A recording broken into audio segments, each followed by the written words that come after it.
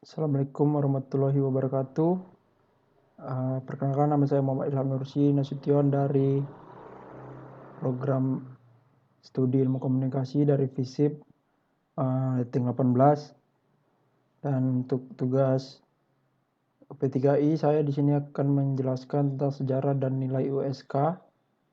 Untuk yang pertama itu ada bab 1 yang tentang pendahuluan, di mana Universitas Syah Kuala merupakan perguruan tinggi negeri yang berdiri kokoh di kota pelajar dan mahasiswa, atau yang biasa disebut Kopelma, yang berada di Darussalam, kota Banda Aceh. USK juga disebut sebagai jantung hati rakyat Aceh, di mana artinya itu sendiri jantung melambangkan kehidupan, sedangkan hati adalah lambang kebaikan dan kebijaksanaan. Nah, jadi filosofis ini menggambarkan cara orang Aceh berpikir bahwa semua kehebatan manusia berpusat pada hati yang senantiasa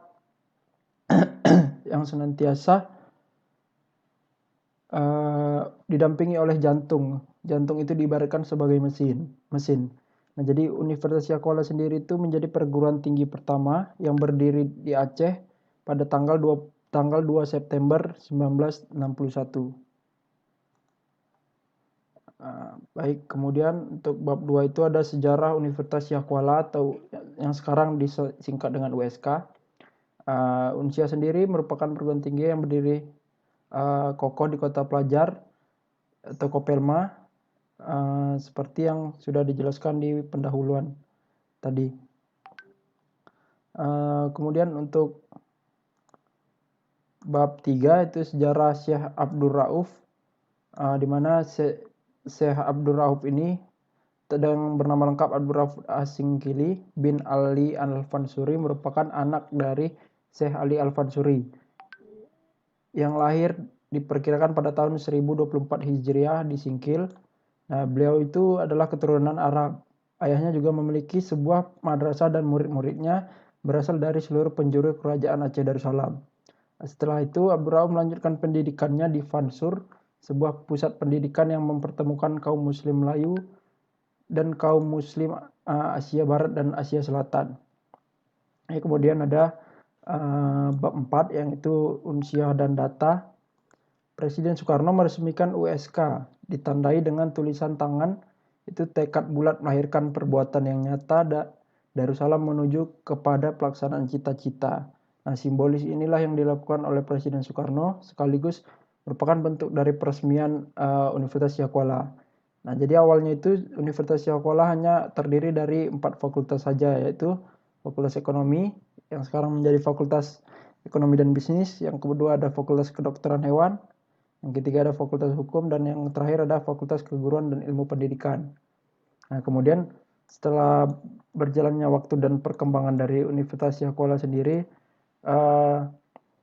ada beberapa fakultas lain seperti teknik, pertanian, kedokteran, FMIPA, FISIP, FKP, Fakultas Kedokteran Gigi, Fakultas Keperawatan, dan satu program pasca sarjana.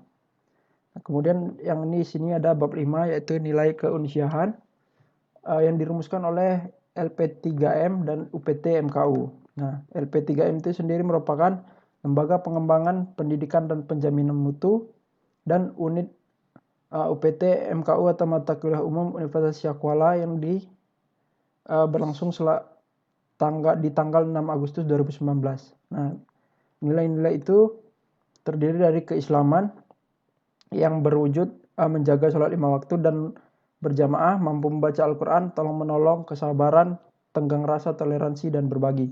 Yang kedua itu ada kejujuran, yaitu dengan berwujud tidak mencontek, tidak titip daftar kehadiran, tidak plagiat.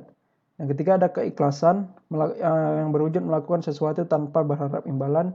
Yang keempat ada kebersamaan, yaitu berwujud kekompakan, gotong royong, dan kerjasama tim. Yang kelima ada kearifan, yaitu terbuka, mengelola emosi. Dan keenam ada kebijaksanaan, yaitu dengan berwujud mengelola konflik dengan akal budi, hati-hati, dan objektif. Yang ketujuh ada sopan santun, sikap yang baik, budi pekerti, bertata krama, tingkah laku, kesusilaan, santun dalam tutur dan perilaku. Nah, yang ke-8 ada moderat, 9 ada demokratis, 10 universal, 11 kreatif, 12 idealisme, 13 kedisiplinan, 14 sportivitas. Nah, kemudian di bab 6 ini ada penguatan nilai karakter. Nah, karakter sendiri itu adalah bawaan hati, jiwa kepribadian, budi pekerti, perilaku personalitas, sifat, tabiat, temperamen, dan watak. Nah, berkarakter merupakan berkepribadian, berperilaku, bersifat, bertabiat, dan berwatak. Nah, ini menurut Jubaidi tahun 2011. Nah, kemudian kenapa pentingnya pendidikan karakter ini? Untuk menjadi reshape atau pembentukan ulang dan pembangunan ulang yang melengkapi dan mengokohkan karakter baik yang dibentuk pada tingkat pendidikan sebelumnya. Kemudian di sini bab 7 ada nilai anti korupsi. Nah, anti korupsi sendiri itu adalah merupakan cara atau sikap yang melawan untuk menentang tindakan korupsi yang dilakukan oleh seseorang atau kelompok tertentu. Nah, sebagai bentuk pencegahan mahasiswa sebagai masa depan bangsa. Nah, kenapa ini penting? Karena mahasiswa di Universitas Syahkuala sendiri akhir-akhir ini ada yang terjerat kasus korupsi untuk beasiswa bidik misi. Nah, hal itu membuat pelajaran bagi mahasiswa-mahasiswa sebagai penerus generasi bangsa. Nah, kemudian menurut David M. Chalmers, korupsi sendiri merupakan tindakan manipulasi dan keputusan mengenai keuangan yang membahayakan ekonomi. Sedangkan menurut KBBI, korupsi adalah penyelewengan atau penyalahgunaan uang negara untuk kepentingan pribadi atau orang lain.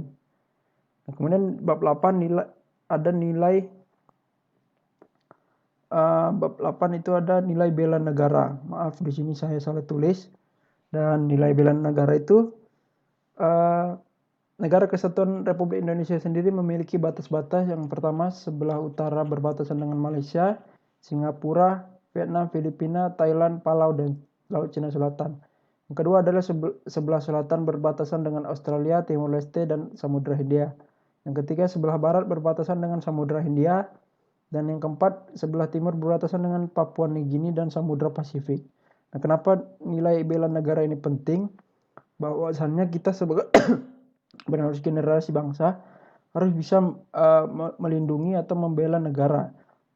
Tidak dengan hanya cara kekerasan, namun pencegahan seperti anti korupsi dan kita belajar untuk bisa membangun masa depan nanti untuk memimpin, itu juga merupakan bentuk dari nilai bela negara. Dan yang terakhir di sini ada penutup bahwasannya banyak pihak yang terlibat dalam pendirian kampus Universitas Syahkuala ini yang lahir bersamaan dengan upaya penyelesaian konflik, membawa catatan penting bagi Aceh. Ulama ini termasuk pada generasi dan sumber daya manusia Aceh, membawa catatan penting bagi pembangunan Aceh, tidak hanya pada masa itu, melainkan masa sekarang dan masa yang akan datang. Dan dengan demikian, penamaan nama ulama besar ini memiliki makna penting bagi Aceh di masa depan dan jangkar pikiran para orang tuga Aceh masa itu, terutama dalam membaca zaman, patut dihargai sebagai suatu pilihan yang penting. Nah, mungkin itu saja yang bisa saya presentasikan terkait materi ini. Lebih dan kurang saya mohon maaf. Wabillahi taufiq wal hidayah. Wassalamualaikum warahmatullahi wabarakatuh.